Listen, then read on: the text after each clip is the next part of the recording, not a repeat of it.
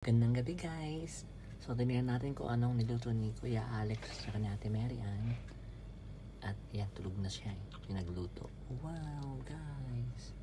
Ito ay pinakbet na may porky. Guys, wow! Gulay time guys at healthy yan. No? At syempre, pinartiran din nila na wow!